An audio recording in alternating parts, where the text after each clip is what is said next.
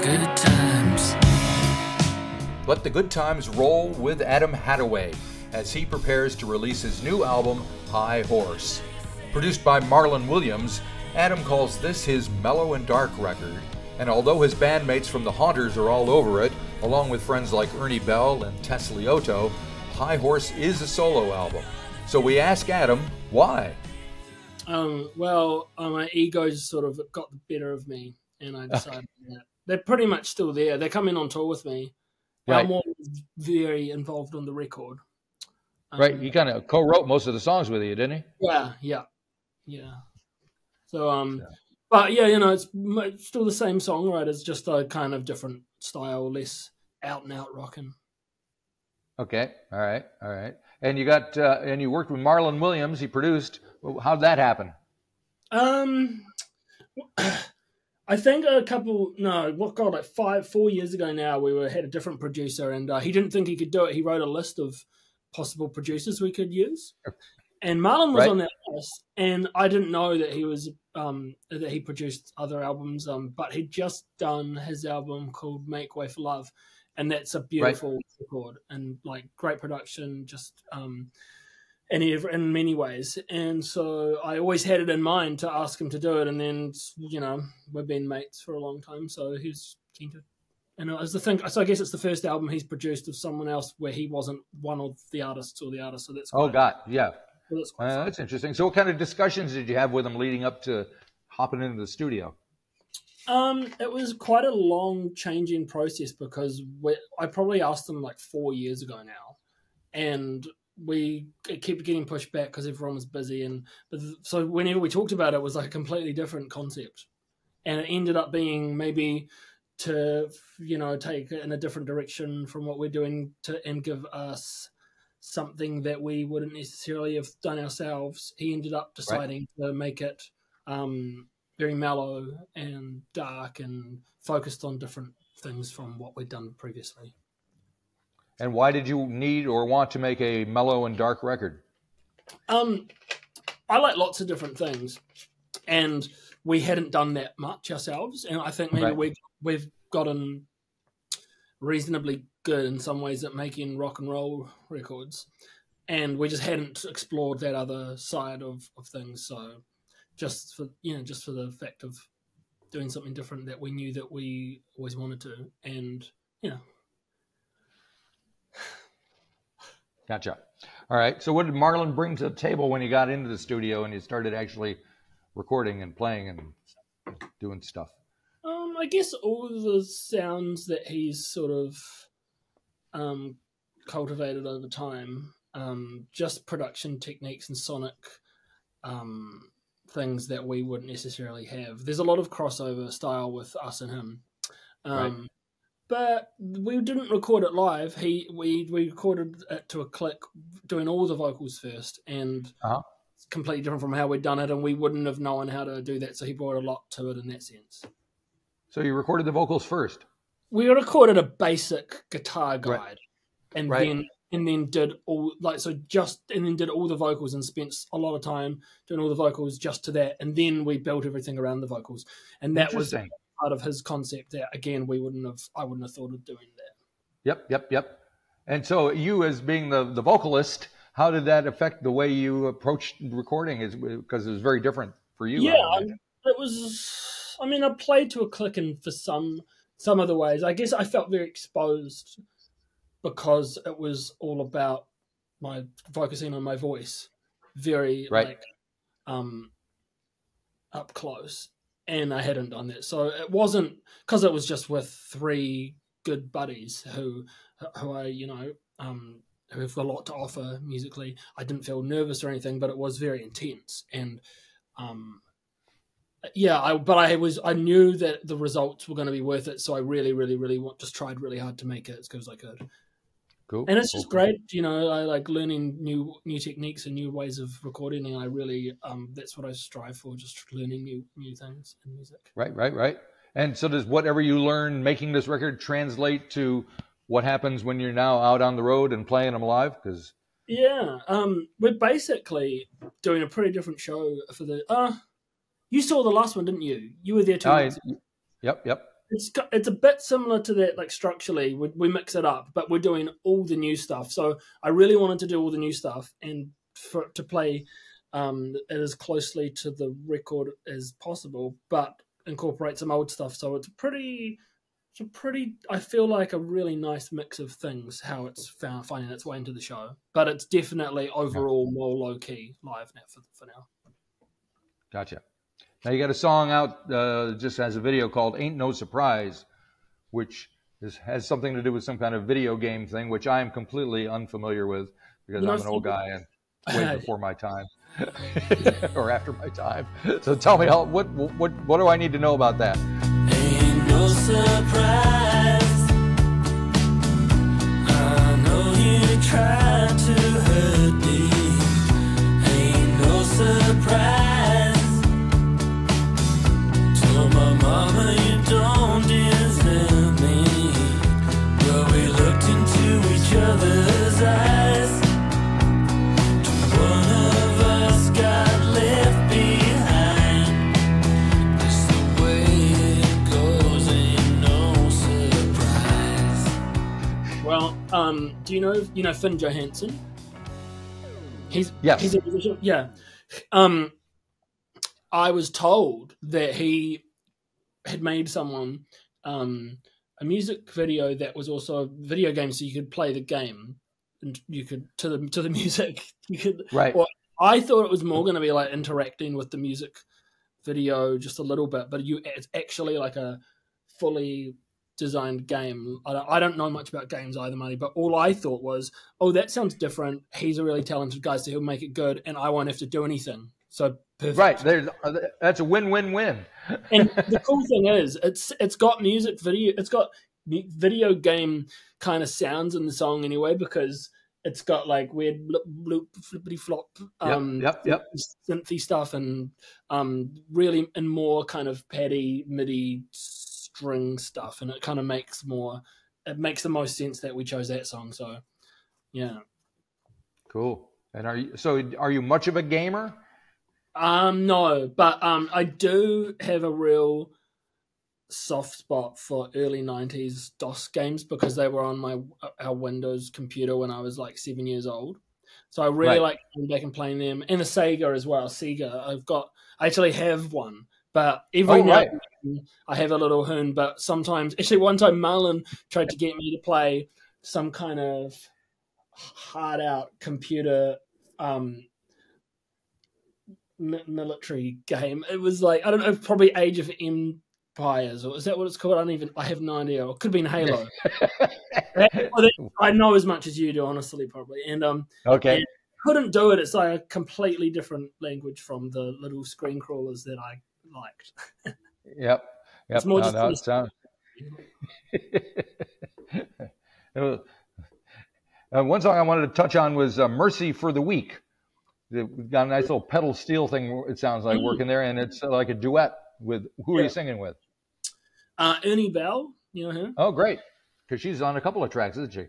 Yeah, she did two duets, and they both ended up being with her, so that was cool. Yeah, I love that track, Mercy for the Week. I think that turned out real good, and she sounds beautiful. Mm.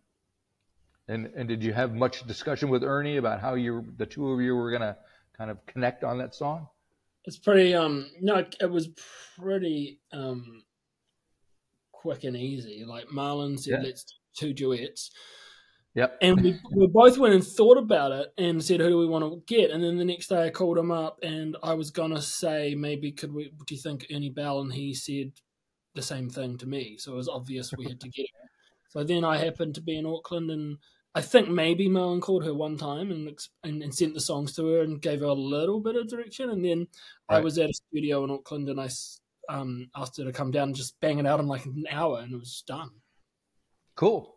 So, nice. Yeah, it couldn't have worked out better. And you've got Tess singing with you as well on a few tracks. So. Well, she plays with us a lot in the Haunters. Right. And her album just came out a couple of weeks ago, didn't it?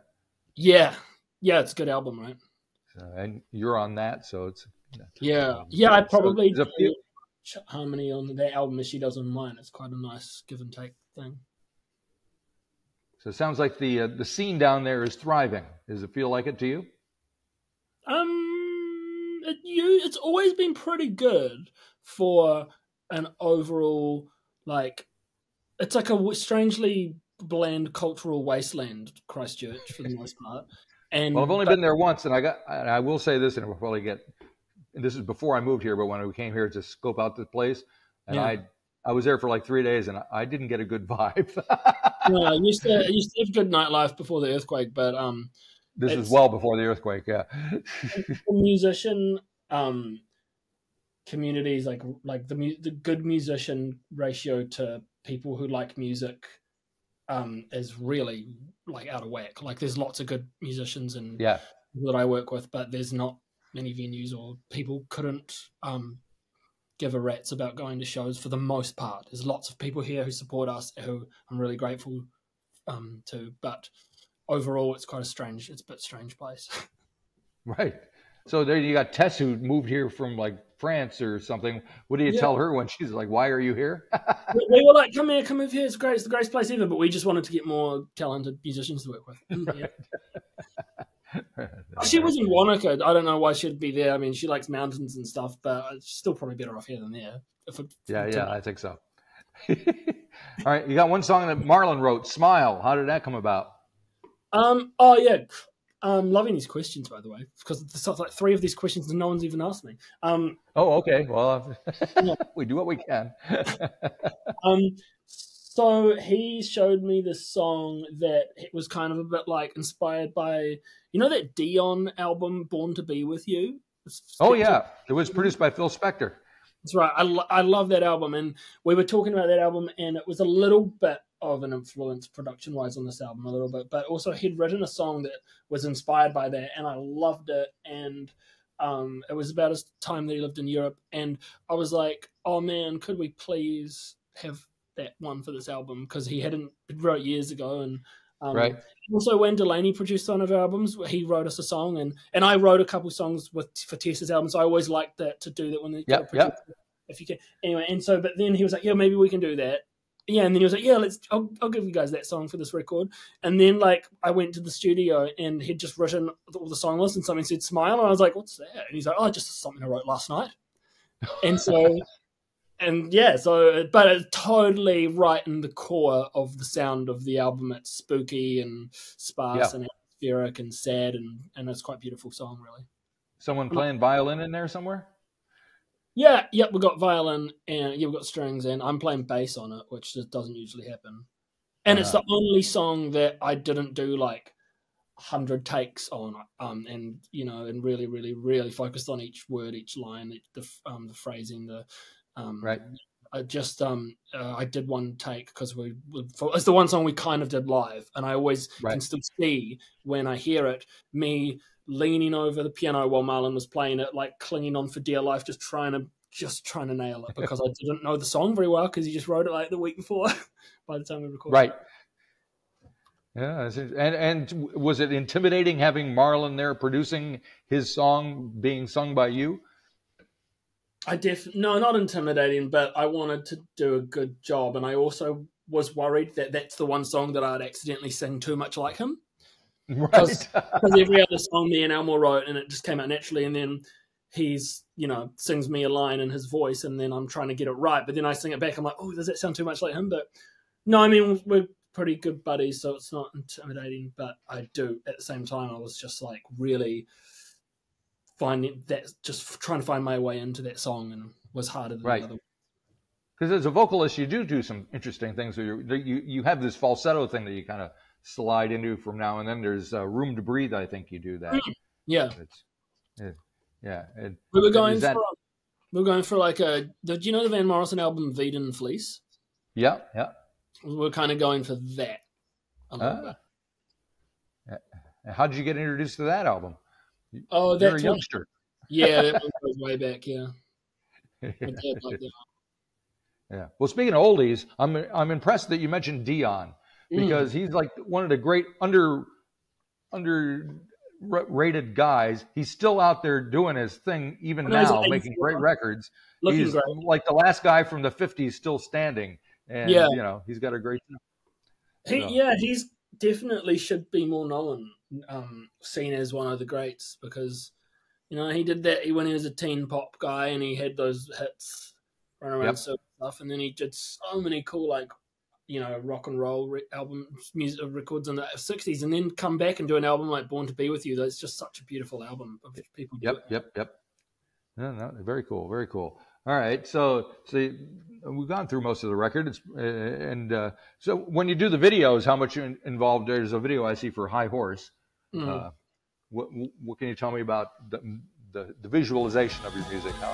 How involved do you get with that? This cowboy's been to Hollywood. Them people said I'm looking good. I nodded, it was understood.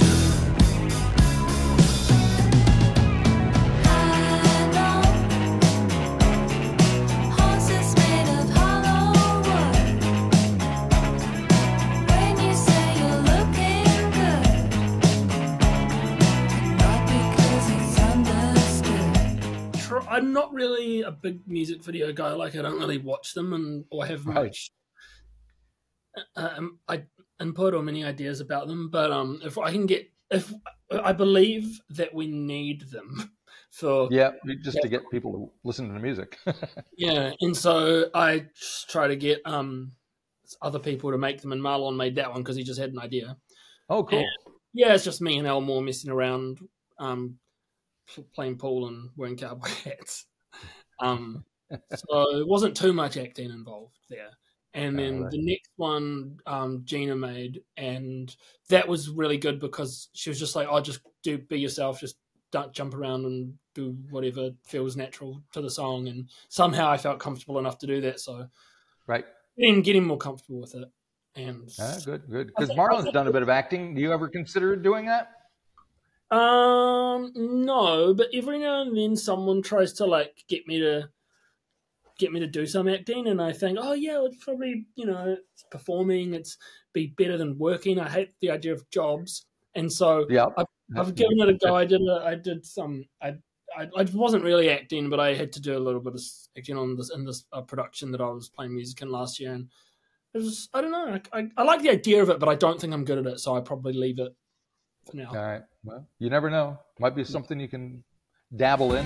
If you enjoyed this episode of the 13th Floor's Music Talk series, please be sure to subscribe to the website or to the YouTube channel. Follow us on Facebook or Instagram and wherever you find your podcasts. There's a whole lot more to discover.